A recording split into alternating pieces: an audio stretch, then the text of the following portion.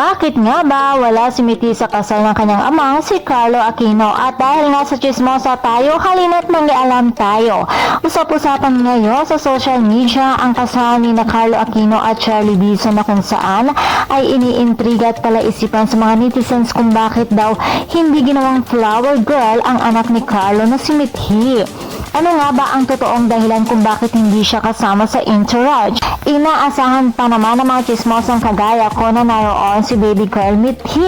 Ang totoo niyan ay siya ang unang hinanap kaysa ang ikakasal. Charot! Ayon naman sa St. Patron of Chismis na si Papa OG sa kanyang latest vlog, ibinahagi nitong tinanong daw niya si Trina Candaza, ang ina ni Mithy, kung bakit wala si Mithy sa kasal ng kanyang amang si Carlo.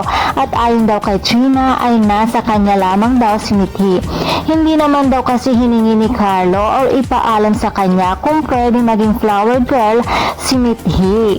Papayag naman daw sana ito kung sakaling ipinaalam niya at hindi naman daw niya ito ipagdadamot.